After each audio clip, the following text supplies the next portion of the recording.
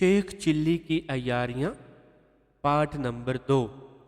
जो दोस्त हमारी इस कहानी को सुन रहे हैं उनका तहे दिल से शुक्रिया, और मज़ीद अपनी पसंदीदा कहानियों और किताबों को हासिल करने के लिए अपने इस चैनल बुक्स MP3 को सब्सक्राइब कर लें। बहुत शुक्रिया। चलें इस स्टोरी को आगे शुरू करते हैं। उन्होंने सोचा क्यों न शेख चिल्ली को वहाँ से भगा दिया जाए। एक दिन वो सब मिलकर अपनी माँ के पास आए और उससे कहने लगे, अम्मा, शेख चिल्ली कामचोर और निकम्मा लड़का है। वो आहिस्ता आहिस्ता आपकी सारी दौलत खर्च करके आपको कंगाल कर डालेगा। इसे कहें कि कोई काम काज किया करे, मुफ्त में रोटियां ना तोड़ता रहे। माँ ने कहा, अच्छा, मैं इसे किसी काम पर लगा दूंगी। दूसरे रोज उसने शेख चिल्ली से कहा, बेटा जाओ मेरी भैंस को कुएं से पानी पिलाओ और चरागाह में चरा लाओ। शेख चिल्ली को ये काम आसान लगा, इसलिए इनकार न कर सका। वो भैंस लेकर कुएं पर पहुंचा। वहां दूसरे भाई भी अपनी भैंसों को पानी पिला रहे थे। शेख चिल्ली अपनी बारी के इंतजार में एक दरख्त के तने से टेक लगाकर बैठ गया। बैठे बैठे इसे नींद आ गई। इसके भाइयों ने इसे गाफिल देखा तो आपस में साजिश की और शेख चिल्ली की भैंस को कुएं में गिराकर चले गए। थोड़ी देर बाद शेख चिल्ली की आंख खुली तो भैंस को गायब देखकर परेशान हो गया। इसने कुएं में झांका तो भैंस कुएं में थी लेकिन मर चुकी थी। शेख चिल्ली चच्ची के खौफ से रोने लगा। वो खफा होकर इसे घर से निकाल देगी। फिर इसने सोचा, हो न हो ये उसके भाइयों की शरारत है, इनसे बदला लेना चाहिए। इतने में चंद मुसाफिर वहां पानी पीने आ गए। शेख चिल्ली को रोता देखकर उन्होंने रोने का सबब दरियाफ्त किया। शेख चिल्ली ने उन्हें अपनी भैंस के मरने का बताया। बेवकूफ़, रोने से क्या होगा, भैंस बाहर निकालो, इसका चमड़ा फरोख्त करके पैसे कमाओ।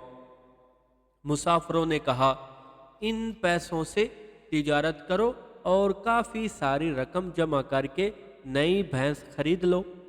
शेख चिल्ली को इनकी तजवीज़ पसंद आई। इसने मुसाफिरों की मदद से भैंस की लाश बाहर निकाली और इसकी खाल उतार कर धूप में रख दी। मुसाफिर चले गए।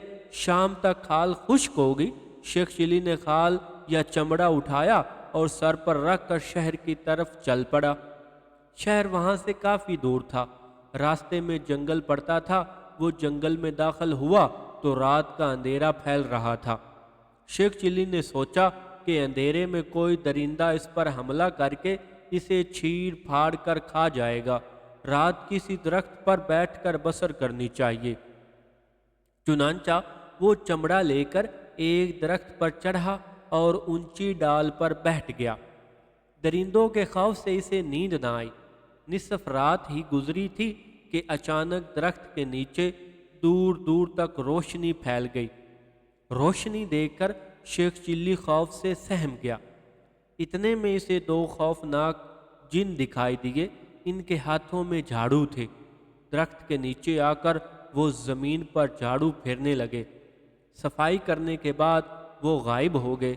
शेख चिल्ली सोचने लगा, क्या माजरा है, जिन्नों ने ज़मीन क्यों साफ की है। इतने में दो और जिन नमूदार हुए। इनके पास पानी से भरी मशकें थीं। उन्होंने वहां जमीन पर पानी से छिड़काव किया और चले गए। चंद लम्हों बाद 6-7 जिन नमूदार हुए। उन्होंने संदूक उठा रखे थे। दरख्त के नीचे आकर उन्होंने संदूक रखे और संदूकों से सामान निकालने लगे। सोने चांदी के जेवरात, बर्तन, रेशमी कपड़ों के थान और बहुत सा कीमती सामान उन्होंने जमीन पर सजा दिया। फिर एक दरी वहां बिछाकर बैठ गए। शेख चिल्ली सारे एहतमाम पर हैरान हो रहा था। थोड़ी देर गुजरी थी کہ ایک طرف سے طوطیوں، نکاروں اور شہنائیوں کی آوازیں بلند ہونے لگی۔ یوں لگتا تھا جیسے کوئی بارات آ رہی ہو۔ شیخ چلی سنبھل کر بیٹھ گیا اور آوازوں کی سمت غور سے دیکھنے لگا۔ دری پر بیٹھے جن کھڑے ہو گئے۔ ایک بولا، شاہ جنات کی بیٹی کی بارات آ رہی ہے۔ اتنے میں درختوں کی آڑ سے کئی جن نمودار ہوئے۔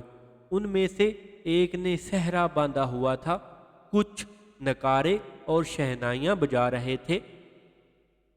ان کی تعداد 20-21 سے کم نہ تھی۔ وہ سب وہاں آ کر دری پر بیٹھ گئے۔ دولہا جن نے کہا، مجھے بھوک لگی ہے، گوشت لاؤ۔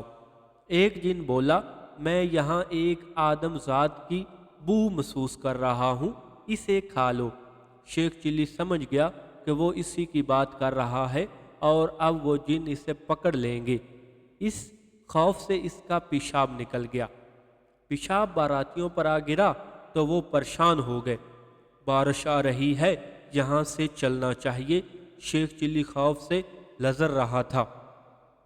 وہ چمڑے پر قابو نہ رکھ سکا اور خشک چمڑا کھڑکھڑاتا ہوا باراتیوں پر جا گرا۔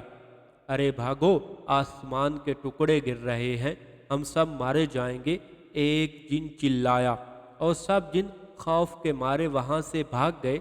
ان کا تمام ساز و سامان وہاں رہ گیا۔ شیخ چلی نے ان کے بھاگ جانے پر اطمینان کا سانس لیا۔ صبح ہوئی تو اس نے تمام سونا چاندی اور سونے کے برتن وغیرہ اکٹھے کر کے دری میں باندھی اور شہر کو چل دیا۔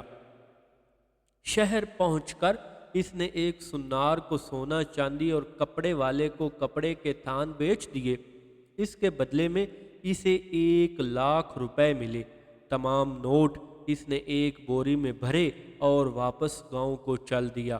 گھر پہنچ کر اس نے اپنی چچی کو بھینس کے مرنے کا واقعہ سنایا اور کہنے لگا، میں نے چمڑا دریا میں ڈال دیا تھا، چند منٹ بعد دریا سے مچھلیاں نکلیں اور انہوں نے ہیرے جواہرات ریت پر اگل دیے۔ میں نے تمام جواہرات جمع کیے اور شہر لے جا کر بیچ دیے، جن کے بدلے یہ دولت لایا ہوں۔ چچی بہت خوش ہوئی۔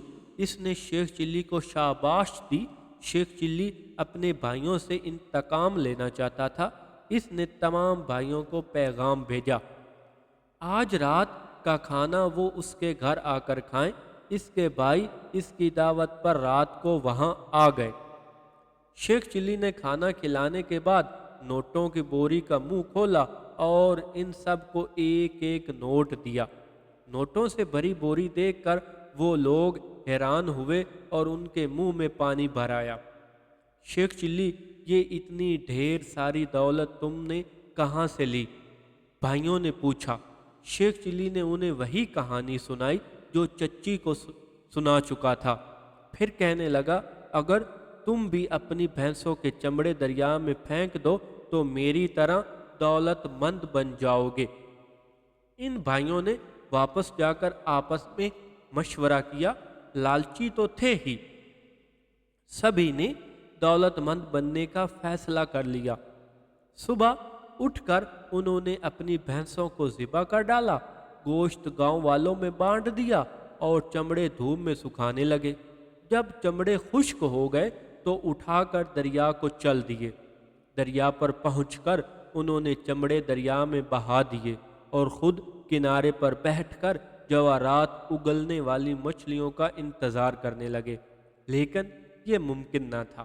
وہ ساری رات وہاں بیٹھے رہے لیکن ایک مچھلی بھی باہر نہ آئی۔ صبح ہوئی تو ایک کشتی کا وہاں سے گزر ہوا۔ کیوں بھائیو، یہاں کیوں بیٹھے ہو؟ ملا نے کشتی روک کر پوچھا۔ جواہرات اگلنے والی مچھلیوں کے انتظار میں، انہوں نے بتایا، ہم نے اپنی بھینسوں کے چمڑے دریا میں ڈال رکھے ہیں۔ ارے بے وقوفو، ملا نے ہنس کر کہا، تمہیں کس نے بتایا ہے کہ مچھلیاں جواہرات اگلتی ہیں؟ ہمارے چچا زاد بھائی شیخ چلی نے، انہوں نے کہا، اور شیخ چلی کے دولت مند بننے کا طریقہ بھی بتا دیا۔ اس کی بات سن کر ملا بے اختیار کہہ کے لگانے لگا۔ ملا کو ہنستا دیکھ کر انہوں نے غصے کا اظہار کیا۔ اس پر ملا کہنے لگا، شیخ چلی نے تمہیں بے وقوف بنایا ہے۔ تم نے اس کی بھینس کنویں میں پھینکی تھی اور اس نے انتقام لینے کے لیے تمہاری 6 بھینسیں تمہارے ہی ہاتھوں ذبح کرا دی۔ اب گھروں کو جاؤ اور اپنی حماقت پر پچھتاؤ، یہاں سے تمہیں کچھ حاصل نہ ہوگا۔ یہ کہہ کر ملا نے اپنی کشتی آگے بڑھا دی اور ان لوگوں کو احساس ہوا کہ واقعہ ہی ملا نے درست کہا ہے۔ شیخ چلی نے ان سے اپنی بھینس کے مرنے کا انتقام لیا ہے۔ وہ غصے میں بڑاتے ہوئے شیخ چلی کے گھر پہنچے۔ شیخ چلی اپنی چچی کے ساتھ کہیں گیا ہوا تھا۔ وہ گھر کو تالا لگا ہوا تھا۔ تمام بھائی غصے سے پاگل ہو رہے تھے۔ اس سے اگلا پارٹ حاصل کرنے کے لیے بکس MP3 کو سبسکرائب کریں۔ بہت بہت شکریہ۔ ملتے ہیں اگلی ویڈیو میں۔